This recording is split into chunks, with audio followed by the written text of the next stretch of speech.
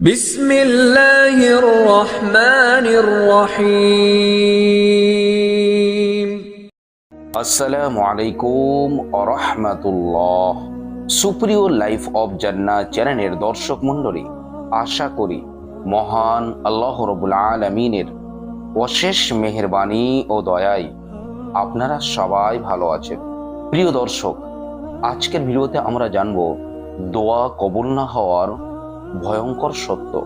প্রিয় দর্শক, ভিডিওটি অত্যন্ত গুরুত্বপূর্ণ, তাই ভিডিওটি শেষ পর্যন্ত দেখার অনুরোধ করছি।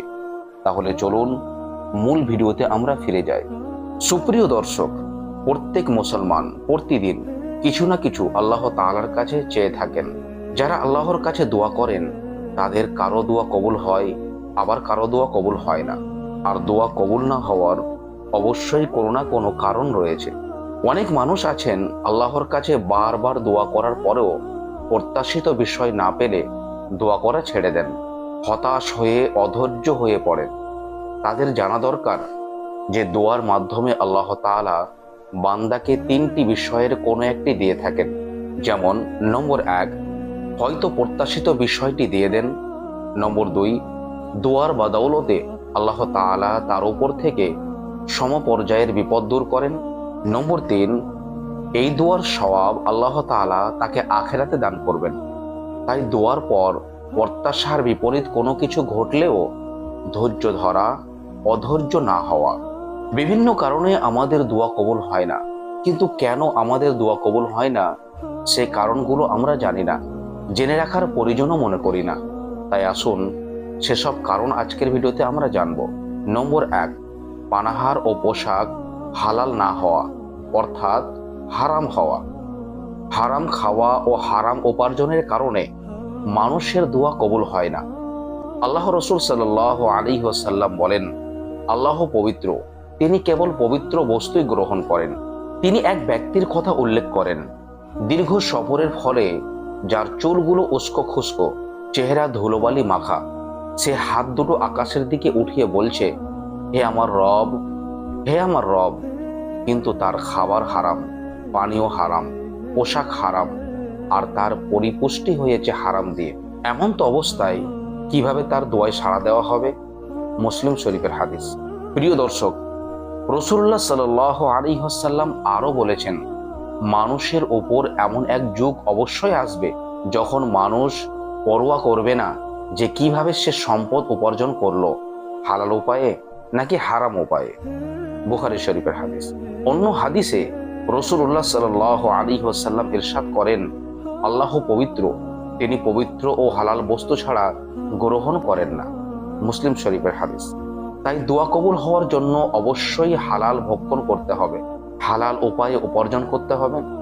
জেনে রাখা উচিত যে সফরে দোয়া কবুল হয়, হাত উঠিয়ে দোয়া করলে কবুল হয়, এবং নিজেকে হীন জ্ঞান করে আল্লাহকে কাইমন বাক্যে ডাকলেও দোয়া কবুল হয়।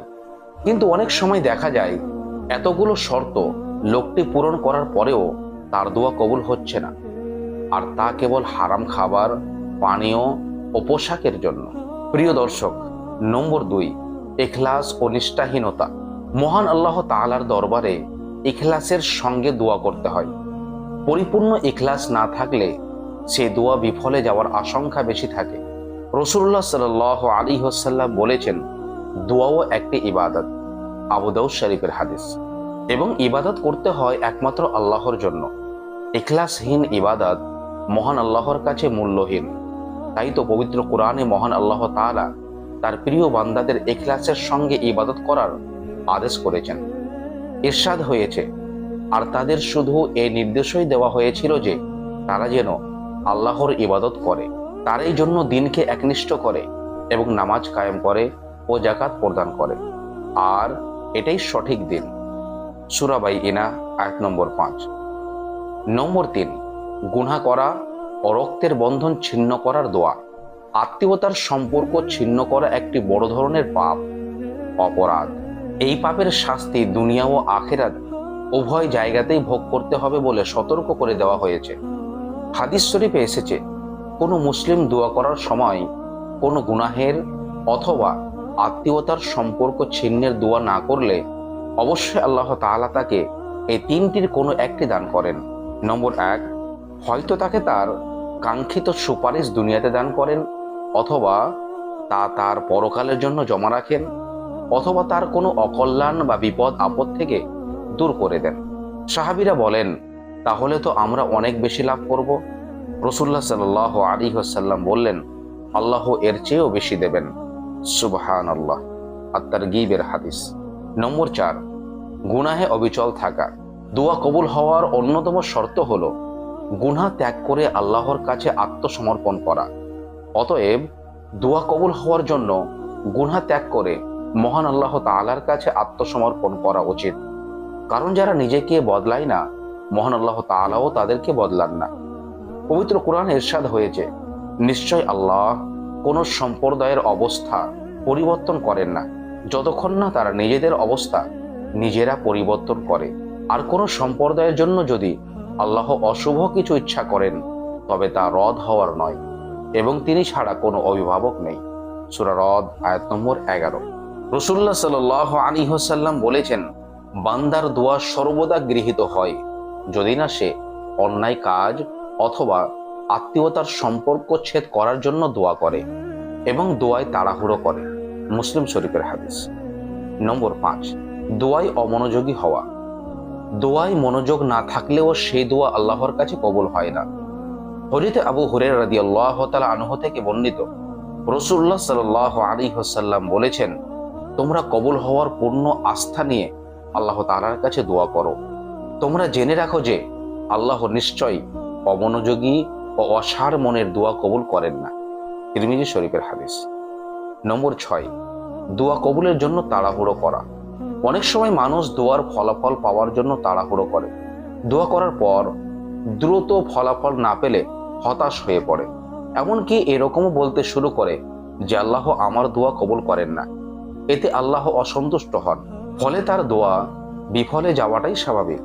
রাসূলুল্লাহ সাল্লাল্লাহু আলাইহি ওয়াসাল্লাম বলেন, তোমাদের প্রত্যেক ব্যক্তির দোয়া কবুল হয়ে থাকে যদি সে তাড়াহুড়ো না করে এবং একথা না বলে যে আমি দোয়া করলাম কিন্তু আমার দোয়া তো কবুল হলো না।